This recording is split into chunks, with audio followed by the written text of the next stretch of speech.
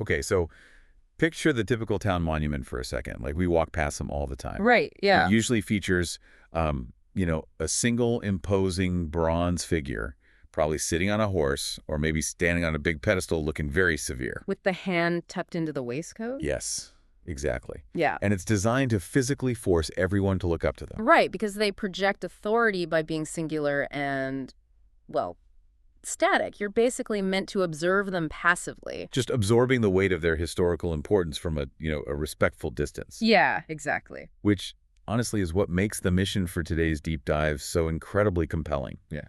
Because we are looking at a really radical, multi-statue proposal for the town of Winchester, Massachusetts. It's such a fascinating concept. It really is. It's designed to honor their most world-changing resident, Claude, Shannon. And the proposal, which is based on these amazing mock-up images we have in our sources, it basically abandons the pedestal entirely. Completely throws it out. Right. Instead of one central monument, Winchester would feature multiple life-size statues of Shannon just scattered all over town. And they show him doing entirely mundane, everyday activities. And, the structural approach of this memorial is kind of what makes it so brilliant because Claude Shannon is universally regarded as the father of the information age, right? Absolutely. So by taking this decentralized, scattered approach to his memorial, the artists are mirroring how Shannon actually thought. I mean, he took the massive, complex reality of human communication and... Work it down. Exactly. He broke it down into discrete, everywhere all at once pieces of information. Okay, but before we get into, why there is a proposed statue of a bronze man just staring at trash bins, which we will get to, we need to understand the bedrock of his legacy. Right, why he deserves a town full of statues in the first place. Exactly. So the sources point really heavily to his 1948 paper, A Mathematical Theory of Communication. And this is where he proves that all information like text, audio, images could be quantified into discrete values of 0 and 1. Yeah, that was the big breakthrough. And he actually credited his colleague at Bell Labs, John Tukey, for inventing the word for those ones and zeros, right? The bit. The bit, yeah. A mashup of binary digit. So we have this first proposed statue in Winchester. It's an image of a bronze Shannon, dressed sharply in a suit, standing casually on a sidewalk. I love the imagery of this one. It's so cool. Resting in his outstretched hand is a three-dimensional floating grid of physical zeros and ones. It's literally taking this abstract concept of quantifying human knowledge and just handing it to you on the street corner. Which is a beautiful way to visualize it because, prior to 1948, information wasn't really considered a measurable quantity. It was more of a physical thing, right? Exactly. It was treated as something semantic or physical, like it was a stack of paper, a book at a library, or, a telegraph operator tapping a key. Shannon completely exalted information by decoupling it from its physical medium. He separated the message from the physical stuff. Right. He proved mathematically that a photograph, a symphony, and a grocery list are all fundamentally the exact same thing. They're just a sequence of binary choices. Okay, but looking at the sources, specifically quotes from James Gleick, he says it would be cheesy to compare Shannon to Einstein. And I really want to push back on that. Oh, really? How so? Well, if his fingerprints are on literally every electronic device we own today, why isn't he a household name like Einstein? Why don't people know who Claude Shannon is? That's the real tragedy of his fame, actually. It's the result of his own success. What do you mean?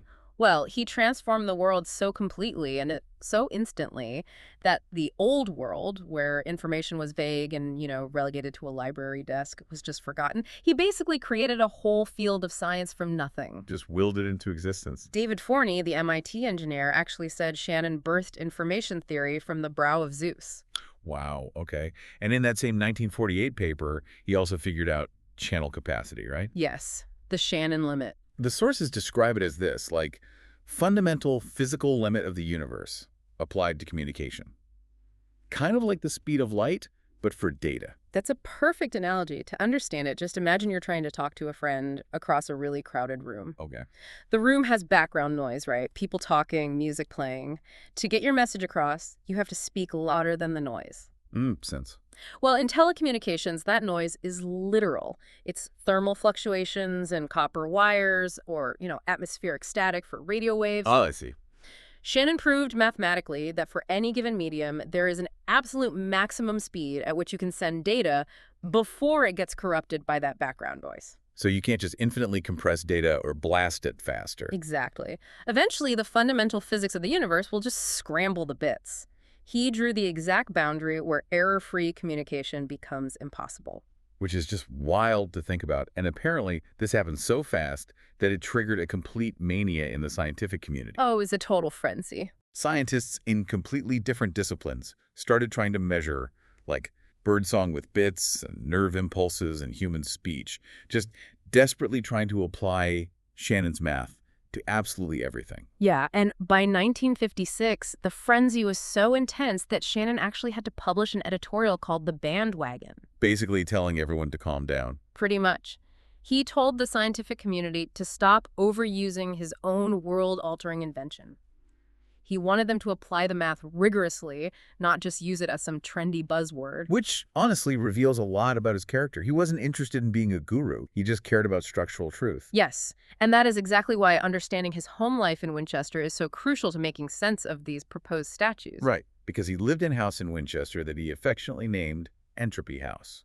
And this is where that Zeus-like figure completely vanishes. The serious mathematician disappears. Totally. The man who handed down the mathematics of the modern world spent his free time in his garage building things like a flame-throwing trumpet. Which is incredible. He built a rocket-powered frisbee, a chess automaton that made witty remarks. Oh. And my favorite, Theatrobac IA, which stands for Thrifty Roman Numeral Backward-Looking Computer. He had such a strange, specific sense of humor. He really did. And he was obsessed with unicycles. He had at least 30 in his garage, including one with a square tire. The square tire. Yes. And a unicycle built for two, which I don't know about you, but that seems structurally terrifying to me. It sounds like a disaster waiting to happen. But, he was a compulsive tinkerer, and this wasn't just a quirky hobby for him. It wasn't. No, not at all. If you look back at his master's thesis, which he wrote 10 years before the 1948 paper, Hermann Goldstein actually called it one of the most important master's theses ever written. Oh, wow. Why? Because it changed circuit design from a messy art into a rigorous science. He took George Boole's 19th century algebra. Which was just a system of logic, right? Like true and false. Exactly, just abstract philosophy. And Shannon figured out how to map that flawlessly onto physical electronic circuitry relays. He figured out how to make metal compute logic. Yes. An electrical switch is either closed, allowing current true or open, stopping current false. He proved that by wiring switches in series, you physically create an ANY gate. In parallel, an OR gate. So he took abstract philosophy and just literally wired it into reality. Which is why the digital philosopher Amber Case described Shannon as hacking reality. Play and tinkering weren't distractions from his genius. They were the engine of it. That makes total sense. So when he's building his most infamous invention, the ultimate machine, he's really just exploring the logic of a system. Yeah, exactly. And for anyone who hasn't seen one, the ultimate machine is so funny. It's just a little wooden box. You flick a switch on the side of it to on, and the box opens up, a mechanical hand reaches out, flicks the switch back to off, and then retreats back inside, and the box closes. Its sole purpose in the universe is to turn itself off. It's the ultimate physical joke about a closed logical loop. Right, because whether he was looking at global telecommunications or a mechanical hand or a square-tired unicycle, his brain was constantly just probing the limits of the system. Which frames these proposed Winchester statues in a completely new light. The proposal includes a statue of him sitting quietly on a park bench with a notebook, and another of him standing casually by the Winchester Incorporated 1850 town sign. Celebrating a man who viewed the physical world as a playground for logic. Yes. And that philosophy of the mundane is pushed to its absolute limit with the next proposed location, the Winchester Transfer Station. Literally the local town dump. Yeah. Imagine pulling up to drop off your cardboard and glass. And right there, by the blue and green bins, is a life-size bronze statue of Claude Shannon holding some folders. It's such a striking image. And the plaque next to the recycling bins reads, "Information is not the stuff of matter, but the stuff of order." So I'm trying to connect the dots here. When you're at a transfer station, you are physically sorting materials, separating plastics from paper. Is this statue essentially about the fight against physical entropy? You nailed it. That is the exact connection. In physics, entropy is the measure of disorder in a system, right? The natural state of the universe is degradation. Heat dissipates, metal rusts, things just fall apart. Sure. But in Shannon's information theory, entropy is a measure of uncertainty in data. By sorting your recycling, you are actively fighting physical entropy. You're imposing order onto a chaotic pile of garbage. Wow. Yeah. Shannon's core argument is that creating order is the essence of information. Information is what allows us to organize the I universe. love that. Having the father of the digital age standing by the trash bins, reminding you that sorting your garbage is conceptually linked to how a computer organizes data. It elevates a weekend chore into this cosmological battle against chaos. It's a profound piece of public art. It really is. Yeah. And that intellectual playfulness definitely continues with the statue proposed for the Winchester High School turf field. Placed directly on the aluminum bleachers, right? Yeah, he's just sitting casually on the stands, gazing out at a soccer game. But looking at the mock-up for this plaque, there is a serious mathematical equation carved into the bronze. It's h equals the negative sum of p sub I times the log base 2 of t sub I. It's intimidating math. Very. My immediate instinct is to just run away from that. But the quote underneath it offers a bit of a lifeline. It says, information is measured by choice. Right. So if the p in that equation stands for probability, is he basically just calculating the mathematical odds of surprise happening on the field? You've hit on the most beautiful concept in his entire theory. That intimidating equation is literally the formula for Shannon entropy. It calculates the average level of uncertainty or surprise in a variable's possible outcomes. Okay, so how does that connect to human communication? Well, information only exists if there is uncertainty. For example, if I send you a text message and you already know exactly what it's going to say before you open it. And there's zero surprise. Exactly. If you know I'm going to say hello, the mathematical probability of that message is in near 100%. Therefore, it contains almost zero new information. Oh, I see. Shannon realized that information is generated by the availability of choices, and a high school soccer game is just a live action generator of low probability events. Right. The ball is moving, 22 players are reacting, making these split-second unpredictable choices. Exactly. If the game were entirely predictable, if you knew exactly what every player was going to do for 90 minutes, it would be incredibly boring. There would be no surprise. And according to his math, no surprise means no information. The unpredictability is what makes it worth watching. Every unexpected pass or tackle is a tiny burst of information. So placing his statue on the bleachers highlights this worldview where the chaos of a local sports game is really just a beautiful stream of data. Just waiting to be observed, which perfectly transitions into the final phase of his life and the final statue concept. Yeah, his later years were quite surprising. Very unusual for a world historic genius. The sources indicate that by 1960, he essentially withdrew from the academic field he created. He rarely published. He didn't cultivate the massive reputation that scientists of his caliber usually chase. He completely abandoned the victory lap. You didn't see him going on global lecture tours or, weighing in on foreign policy like other titans of 20th century physics. Right, which is highlighted by this incredible story from 1985. There was an international symposium on information theory in Brighton, England. This is a great story. The Claude Shannon Award, literally the highest honor in the field, was being given to a brilliant mathematician named Solomon Ghulam. And the night before Ghulam's speech, he has a nightmare. He dreams he's delivering his highly technical presentation, and Claude Shannon himself suddenly shows up in the front row. Which is basically a profound anxiety dream for a mathematician, presenting to the absentee god of your own field. Seriously. But then, the next day, Ghulam gets up to speak, and the ghost is real. Shannon is actually sitting there in the flesh, in the front row. Just unbelievable. His reappearance completely stunned the symposium. And he doesn't use this moment to give a grand keynote address on the state of technology or anything.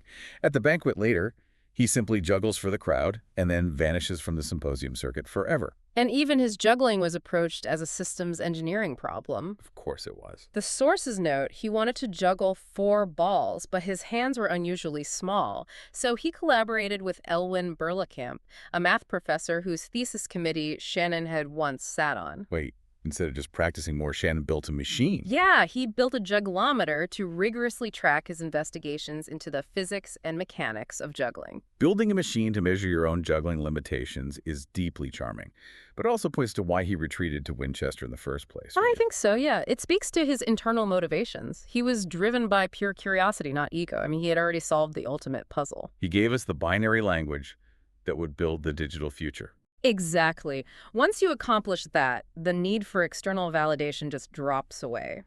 He was perfectly content to spend his time building toys and observing the world he had fundamentally altered. Which brings us to the final statue in the Winchester proposal. It shows Shannon crouching down by the creek near Winchester Common. Such a peaceful image. He has a camera up to his eye, photographing black-crowned night herons sitting on a branch. And the plaques read, "A patient observer sees more," and "Observing nature, finding patterns, making meaning." It's a remarkably quiet image for a man whose work is currently bouncing off satellites and powering every server on Earth. He didn't need to be elevated on a giant pedestal in a town square. No, he didn't. When you look at this multi-statue proposal in its entirety, it fits his legacy flawlessly. Instead of one massive, imposing bronze figure that demands your attention, Claude Shannon is scattered. He's everywhere. He is at the transfer station, he is at the high school, he is by the creek, he is integrated into the fabric of the town, just like his bits and bytes are scattered invisibly through every single email, text message, and, well, this very audio deep dive that you are listening to right now.